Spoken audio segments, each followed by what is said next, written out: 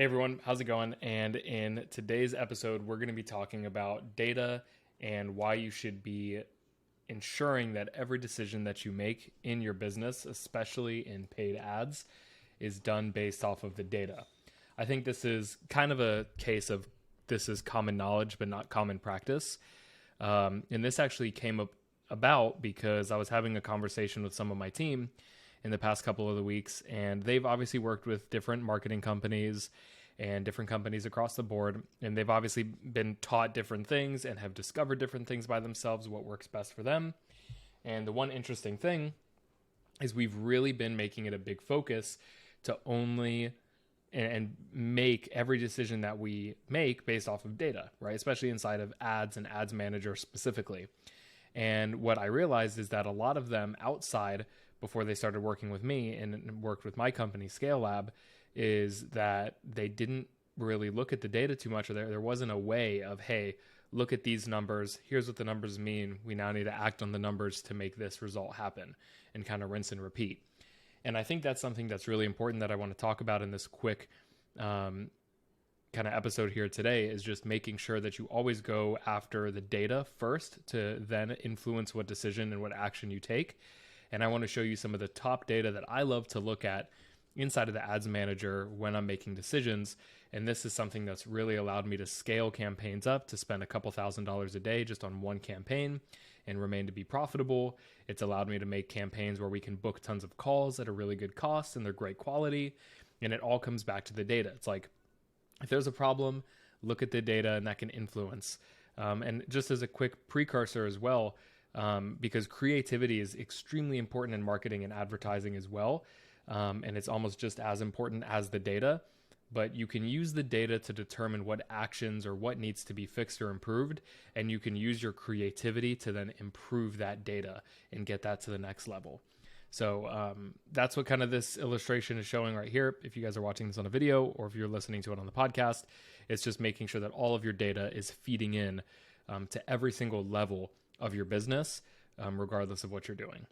And on top of that, everything should be an iteration of each other, right?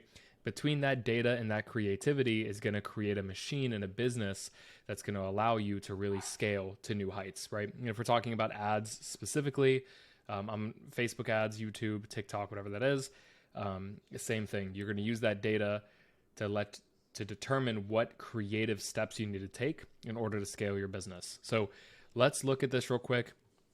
This will be in the show notes section if you're listening to this. If you're watching it, it'll be in the description as well. I've got for you a full cheat sheet here on different KPIs that are important to look at inside of Ads Manager specifically. There's some stuff in here in terms of the funnel side of things, and I can do a separate video on that, but I wanted to have this one really focus on the ad side of everything and kind of give a good idea of what every KPI means and what you should do based off of it. So I really want to start with these right here. And if we look at the link click, so link clicks, click-through rate, CPMs, and unique outbound click-through rate. I think these four metrics right here are so useful and so undervalued, especially when it comes to the creative part afterward. And these can really drive a lot of the decisions that you make. So let's start with link clicks first. Link clicks are just the number of times that someone clicked the button or the link on your ad to go to your landing page or go somewhere outside of the platform where you're advertising. And the purpose of this thing is to give you a better picture of how well is your overall ad doing. Usually I'd also relate it to more copy than anything else. It could also be the creative. Like I said, this is an overall picture. I think it depends, and you can use the context clues from the other pieces of data to tell you if it's copy creative driven or audience driven. But usually this is just overall effectiveness, right? If you can get a link click, and I'm not talking about a click. This is a link click. This is they clicked specifically to go to your landing page. It's completely different to just a general click.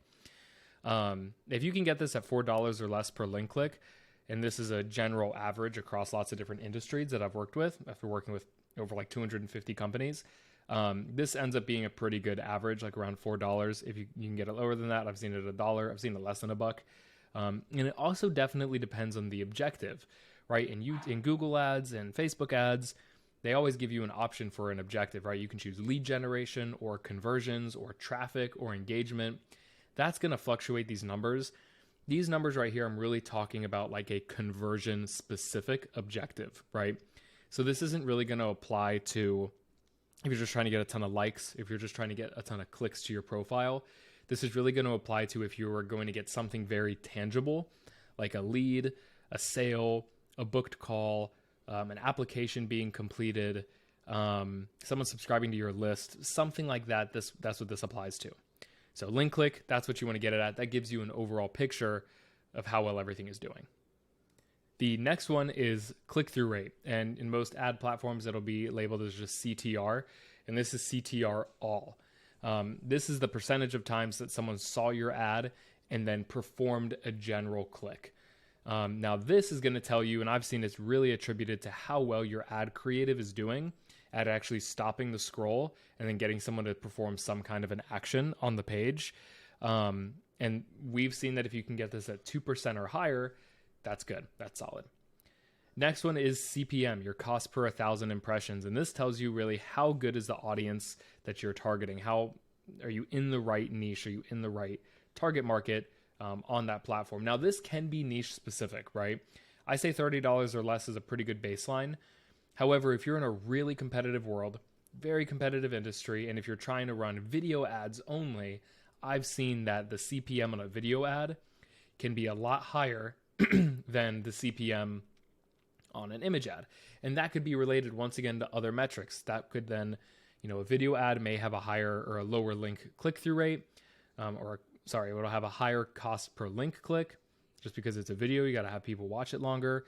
It may have a lower click-through rate, which then can influence the CPM. But usually I'd say that CPMs has to do with audiences. It can be industry specific. If you're in a really big blue ocean, you may have no problems. I've seen them even on conversion campaigns get as low as $10 or even less. So those can work very well. The last metric I want to talk about is unique outbound click-through rate. This is usually a custom metric that you have to set up, but unique outbound click-through rate is a really, really powerful metric, and it allows you to see how your copy and your audience are actually working together. And this tells you how well the ad is resonating with your audience. Once again, with this one, the objective here is if you can get this unique outbound click-through rate to be as close to the click-through rate all is the better. It's never going to exceed it just with the math, and it's just never going to exceed it. So if you have a click-through rate of 2%, you want to try get your unique outbound click-through rate to as close to 2% as possible. Because let's say you see something where your click-through rate is like 6, but then your unique outbound click-through rate is like a 2, well, you're not even getting half the people to click off. Essentially, you're getting half that. You're doing good at stopping people, but something isn't getting those people to click off. Something's not resonating with them. And I'd say that's either audience or copy kind of working together. It could be the creative. It depends what's in your creative. If it's like a lot of video or if it's a very detailed creative showing a lot of stuff, it could be related to that. But if it's just more of a creative to catch attention and stop the scroll, it's going to be more related to copy and audience. Okay, now let's talk about one of the most exciting things that I wanted to talk about in this video and now that I did kind of the intro of all these in the crash course, and that's how all these relate together and how you can actually leverage this thing in your business.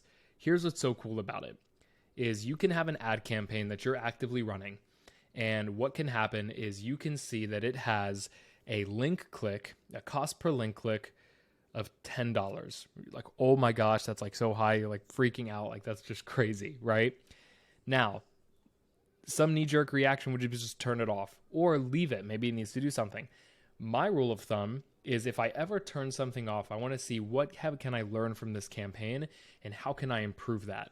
And it's the same if the performance is on the other side, which is the example I want to use here, is if the performance is really, really good, where is it lacking so I can even make it better, right? I think that's one of the biggest things. Being able to make those relations between things is really, really helpful. So let me find an example really quickly to show you guys how I like to do this all the time. Either one, if the stats are really, really poor, where are the bottlenecks where I can improve these things? Or if something is performing well, same thing, what's holding it back in these metrics and what can I see from these metrics that I can take and creatively make something that can beat it. So let me find an example real quick and share that. All right, so these are some of my ads, and for people not watching, listening, I'm going to read out kind of some of these numbers really quick. And some of them aren't that great, which is the example I'm using in this one. This is one specific ad set. So we've got a $94 CPM. We've got a $4.80 cost per link click. We'll actually do this one. $94 CPM, $4.20 cost per link click, 2.2% click-through rate, or link click-through rate, and then a 3.18% CTR all. So overall, if I'm looking at this initially, my immediate reaction is that the CPM is really, really high. Now, I'm targeting a pretty saturated market, or not saturated market, it's a pretty competitive market. It's just marketing and business, biz op generally. So the CPMs have been a little bit higher in this account. And to compensate that, we just need to do more audience testing. And that's the first knee-jerk reaction. However, what can these other stats tell me? Well, cost per link click. That's at $4.24. That's not that great, right? It's okay, but it's definitely not great. So something generally with the ad isn't working too well. Let's dive deeper and figure out what's going on here. So the link click-through rate is actually at a 2.2. So that's actually doing really well at getting people to click off the ad. Now, what would be great is let's add in here the unique outbound click-through rate.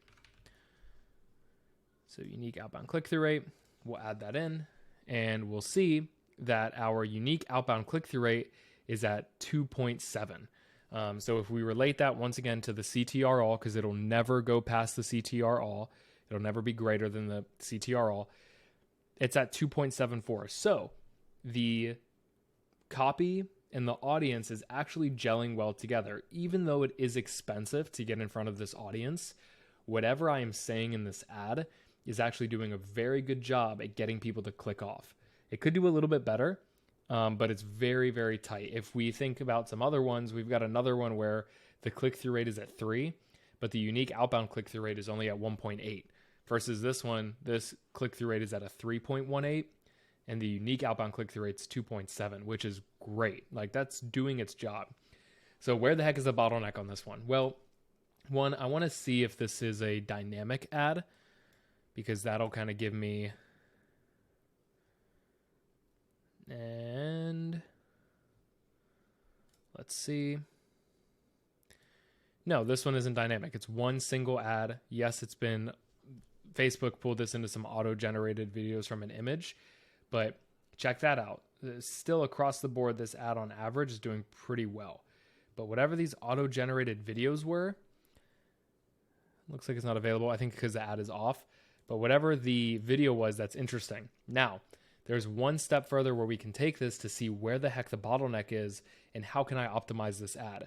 I think the biggest optimization can be made in the audience. I could probably write the copy a little bit better and do something a little bit differently to get the link click-through rate higher, the click-through rate higher, and the unique CTR higher. The cost per click as well seems a little bit expensive, but those are kind of related, cost per click and cost per link click. So if I get one of them down, the other one will drop. So those are my biggest concerns right now on this one, is CPMs and cost per link click. Now, take a look at this. Let's go ahead and filter this down by delivery.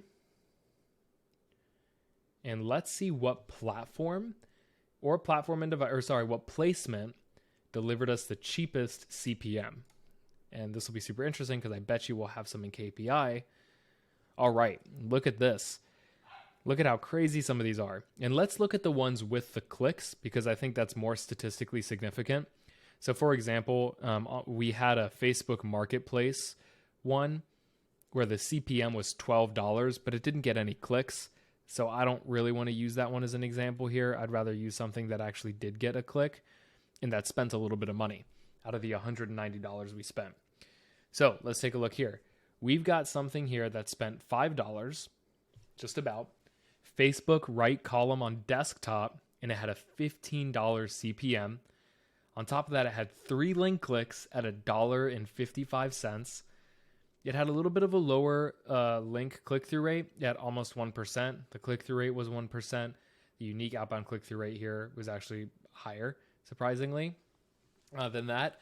So that's super interesting. So Facebook right column on desktop and Facebook video feeds on mobile. Just Facebook Marketplace on mobile. That actually did get a click. On desktop, Facebook Marketplace didn't. Facebook right column, and so on and so forth. And you can even see some of these other ones with the really, really good cost per link clicks, even though the CPMs were higher. So this gives me something really, really great to go and test with, right? By looking at the data, it tells me exactly what I need to do. I should take this ad, relaunch it, and do right column desktop and Facebook Marketplace mobile app, Facebook Marketplace desktop only. Like anything with these low CPMs, that's where I should gun for, and that's where I can see how to improve this thing. It's as easy as that.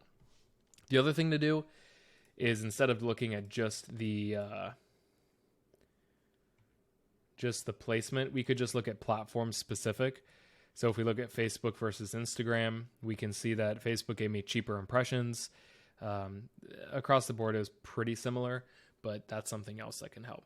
And this is a really important thing because this came up with my team. They were like, wow, I never think about doing it that way. Or I've never thought about doing it that way. And it's like, why? Why weren't we taught to look at it this way? I think looking at the data is the easiest thing because it shows you and lays out your exact next steps. Let's do one more example really quickly. Let's say we did have one that had a really low CTR. Like this one, it had a 1.85 CTR. Something in here did. Obviously something in here, whether it was the audience or, and these audiences look real specific, right? So that's what's interesting as well. But once again, if something is bad as well, we will take that and say, okay, is it identify what is wrong with the ad, creative, copy, audience, then how can I take my creativity and make that better? So in the example that I also just shared, let's say we figured out that Facebook mobile feed was doing really, really poorly or really, really well. How can we optimize and create an ad literally designed for Facebook mobile feed and leverage that immensely? And that's how I really want to challenge you to think when you're looking at ads or when you're looking at data in your business, is to use the data to guide the creativity choices that you should be making next. So I hope you guys enjoyed this. Once again, if you want this cheat sheet, there's a lot more stuff on here. Check it out below. It'll be in the show notes. It'll be in the description. And this is a really great resource for you guys to use and make sure that you crush it on ads. I'll see you guys in the next one.